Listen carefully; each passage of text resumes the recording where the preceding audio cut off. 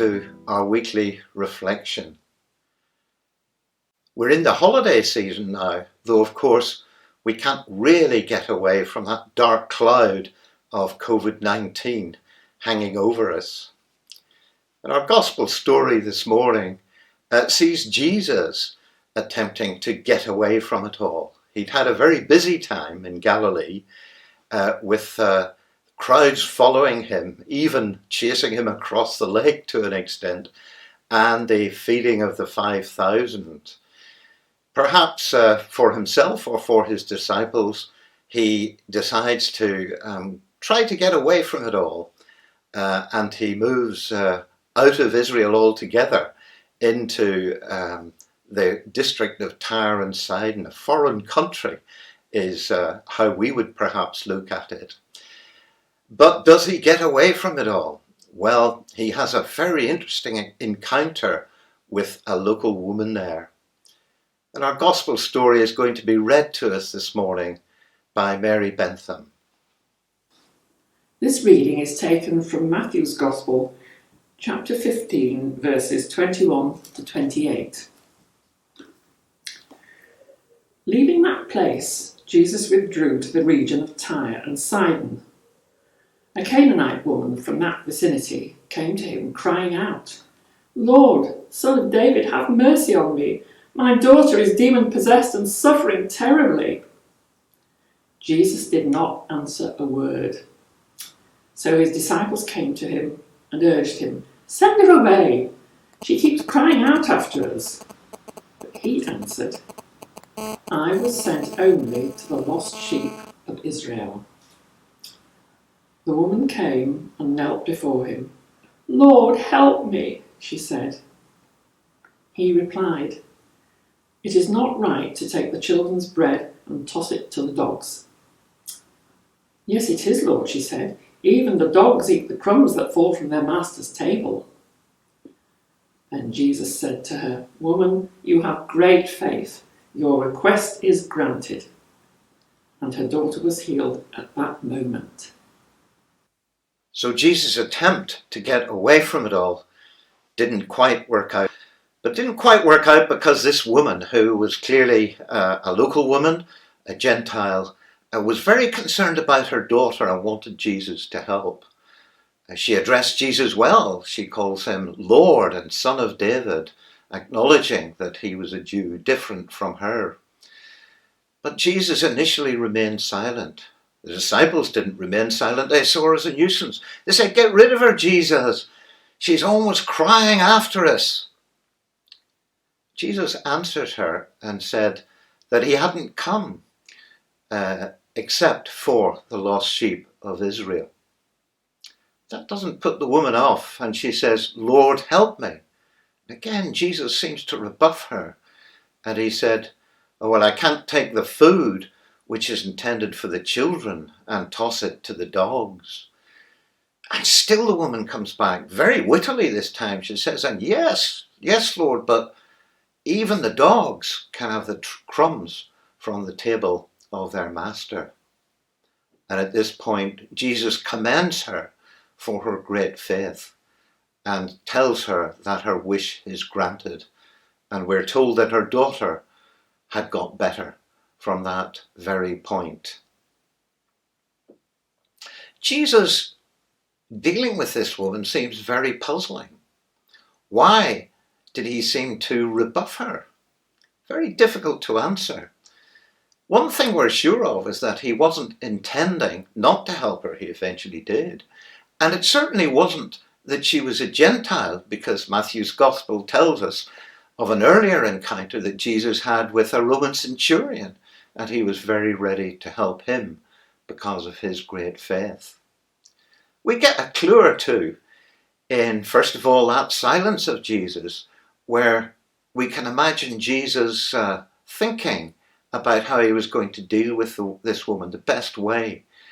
We can imagine that he would probably sending up one of those arrow prayers to God the Father. Guide me, help me. And of course, Jesus was very good at encounters with strangers, turning them into opportunities. And we get a further clue from the Greek language. the actual word dog that Jesus used is quite interesting. And Mary Bentham is going to explain that to us now.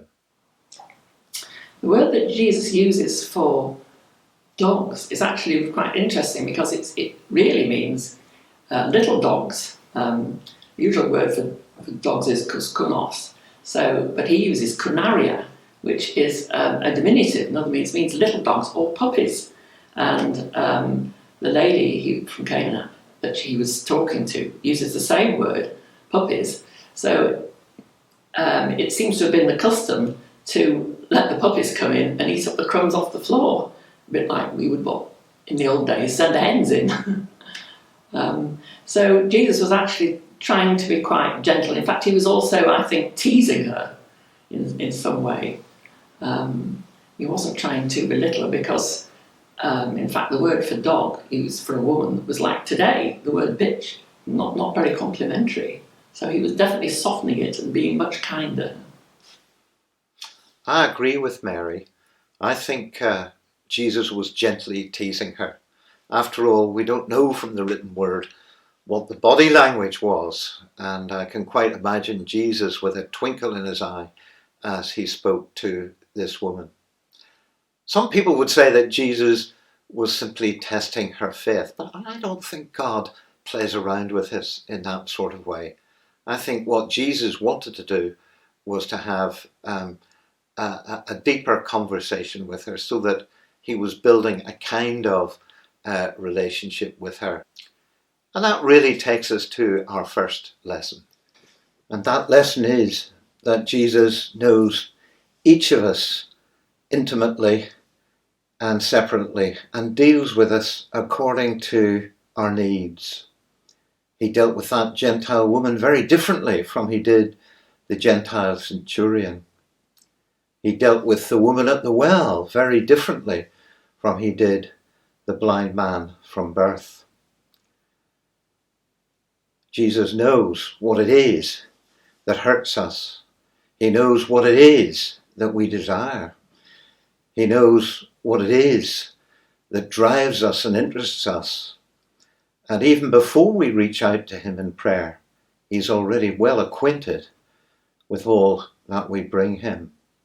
And I find it very encouraging indeed to think that our Creator God loves each one of us in an intimate way, according to our needs and according to his desire to bring us closer to him. The second thing we learn from this passage is the sheer persistence of the woman.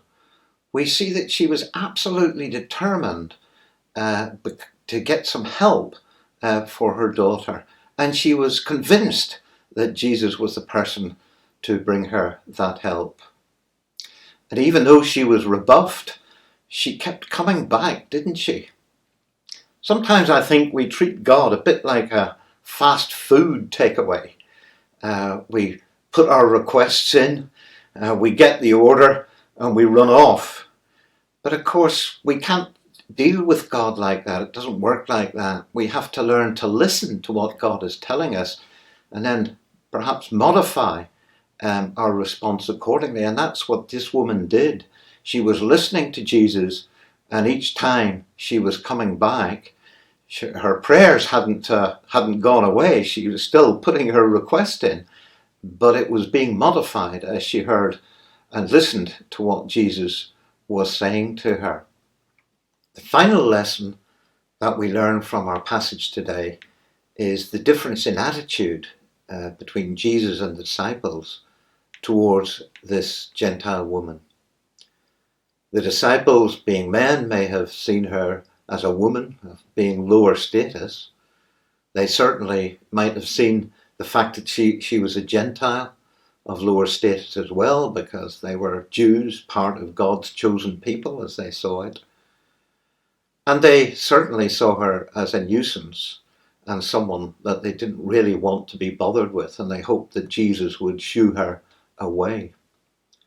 In contrast, Jesus saw someone, a fellow human being, with a burden, and he decided that he would engage with her and help her. I wonder how we see people outside our circle or our fellowship, people perhaps with different coloured skin or from a different culture, or with a lifestyle that would be very different from our own, and indeed perhaps a lifestyle that we wouldn't even want to approve of.